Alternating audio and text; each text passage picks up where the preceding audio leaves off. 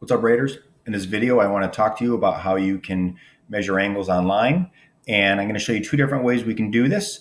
And while we're going to do this virtually with some electronic measurement here, these techniques really apply to if you're actually in class using a physical protractor to measure angles. So I have a couple different options here.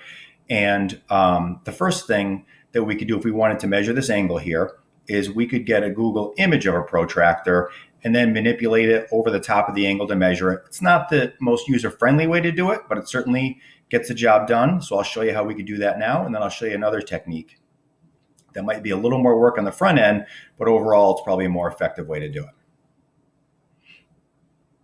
So the first thing we're going to do is we're going to find a good Google image of a protractor.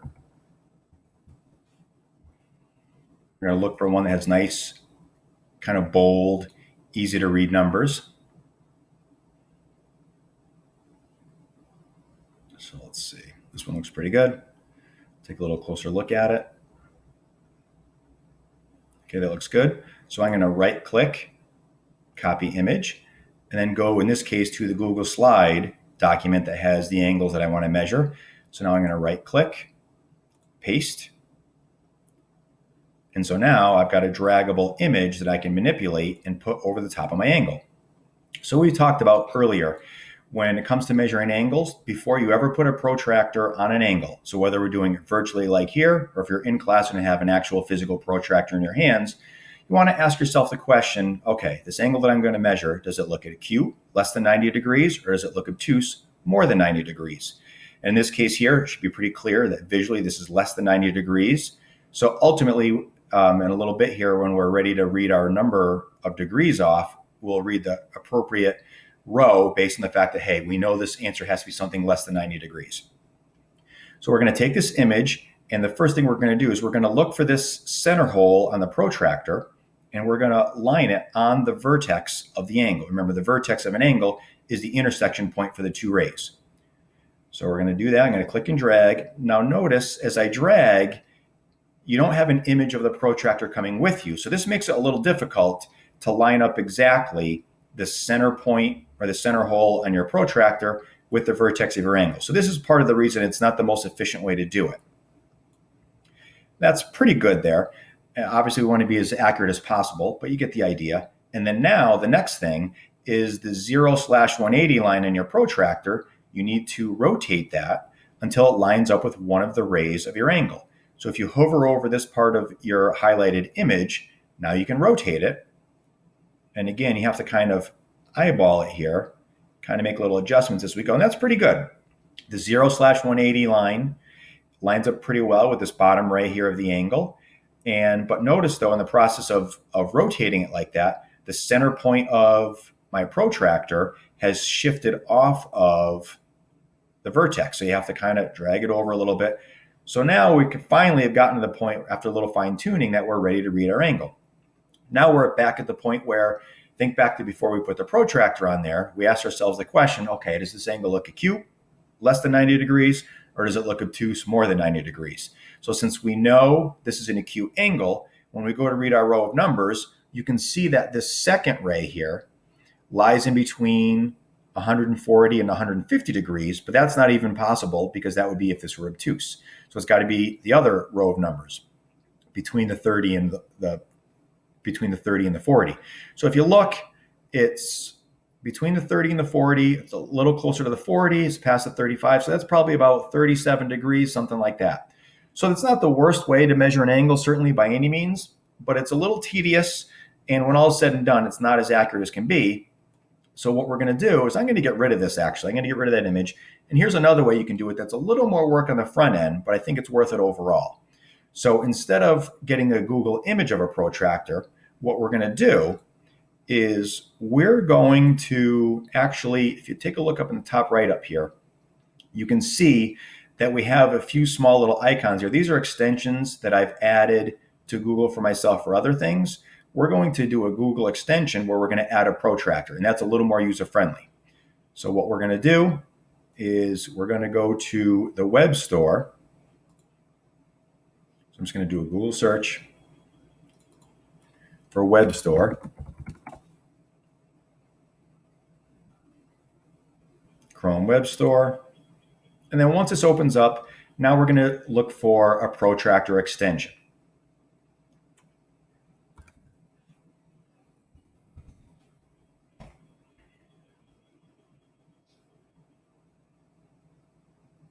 So sure enough, right off the bat, here we go, protractor.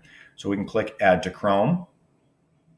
And then it's going to ask you again to add a protractor. Yes, add the extension. And then we'll see it eventually pop up in the top right here, the little icon for it. Now that we've added, there it is. Protractor has been added to Chrome. So now we're ready to work with this. So that was a little more work to install it, but you only have to do it once. And then from then on, you just have easy access to it. So now that I have the extension, now I'm going to go back to the Google slide that I was working with. And so now, instead of having a Google image of a protractor, I'm going to go up here for protractor. And now notice it gives you this full circle 360-degree protractor. So that's a little bit different than the one that the Google image we had. The Google image we had was just the half circle like this. So we're not going to have the exact same physical setup here, but this one's much easier to work with. So when it comes to working with this one, it's easy enough to drag. And now notice when you drag around this protractor, notice that it doesn't disappear on you. So it's going to be a lot easier to take the center of this circular protractor and line it up with the vertex because it doesn't disappear on you. So it's going to be a lot more accurate. There we go. And now you'll see you have these slidable green and blue extension pieces here. All you need to do is drag each one of them to one of the rays. And it doesn't matter which one the blue one goes to, doesn't matter which one the green one goes to. And so if you look here, down here, 38.7 degrees or 321.3 degrees.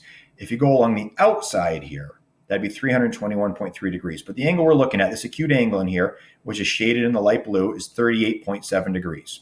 So hopefully you can see that was a little easier to line up and measure and get a little more accurate answer. So I can just kind of drag it out of the way. And if I wanted to practice with another angle, so let's say we have this angle here. And again, apply that test to it before you even put a protractor on there. Ask yourself the question, is this an acute or an obtuse angle? So visually it should be pretty obvious this is an obtuse angle, so it should be more than 90 degrees. So once again, I'm going to drag my protractor so that the center of this circular protractor lines up exactly with the vertex where the two rays come out of for this angle. And again, notice it's a lot easier to do that because it doesn't disappear on you. It doesn't disappear on you as you drag it, unlike the Google image. And now you're just going to slide your two extension pieces, the green and blue ones, it doesn't matter which one you put on which ray.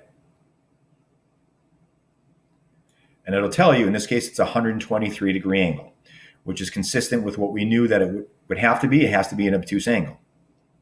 So it does take a little more work to get the Google extension of a protractor than just the Google image, but something you only have to do once and then you just have it. And it's a lot easier to work with.